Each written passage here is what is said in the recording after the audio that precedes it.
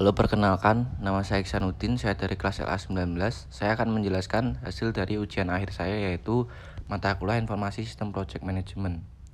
Di sini saya menjelaskan nomor 1, yaitu resiko keuangan masuk pada Define Project Goal. Karena dalam tahapan awal adanya ide pengembangan, maka harus menyesuaikan kapasitas anggaran. Sedangkan resiko situasi pasar masuk dalam tahapan perencanaan, karena hal demikian berfungsi untuk menyesuaikan kemampuan perusahaan dalam penetrasi pasar. Sedangkan pada close project dan juga evaluasi, resiko operasional dan resiko teknik pelayanan sangat krusial karena memiliki aspek dari keberlangsungan manajemen perubahan itu sendiri. Lalu untuk nomor 2, Earned Value Management atau EVM adalah teknik manajemen proyek untuk secara efektif melacak kemajuan proyek, mengukur kinerja proyek pada titik waktu tertentu. Earned Value Management sangat berguna untuk menjawab pertanyaan seperti apakah proyek melebihi anggaran, apakah proyek terlambat dari jadwal, berapa total biaya proyek pada saat proyek selesai, dan lain-lain. Pada EVM terdapat CPI atau Cost Performance Index sebagai ukuran efisiensi biaya dari sumber daya yang dianggarkan. CPI dihitung dari nilai yang diperoleh atau biaya aktual.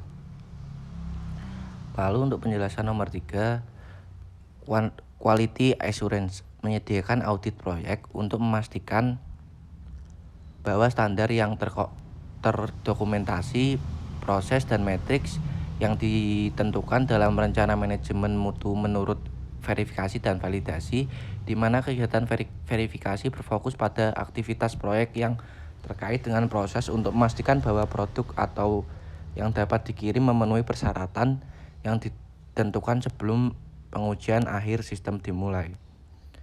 Sedangkan validasi yakni aktivitas berorientasi produk yang mencoba untuk menentukan apakah sistem atau hasil proyek memenuhi harapan pelanggan atau klien dan memastikan bahwa sistem bekerja seperti yang ditentukan.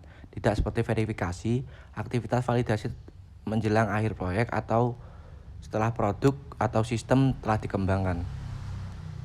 Kemudian pada pengukuran kualitas atau quantity control measure, yakni berfokus pada pemantauan kegiatan dari hasil akhir proyek untuk memastikan bahwa proyek sesuai dengan standar kualitas. Lalu untuk nomor terakhir, pada Measure Organization Value atau MOV, dibutuhkan adanya statement atau pernyataan sebagai pedoman dalam keberhasilan sebuah proyek. Contohnya pada pengembangan proyek toko online dari EP. Maka harus dapat mengevaluasi area konsumen, strategis, finansial, dan juga operasi.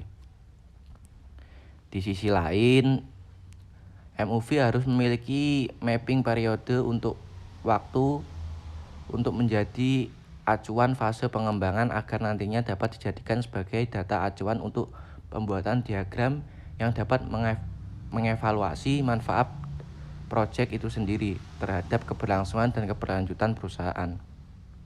Sekian dari penjelasan saya. Terima kasih.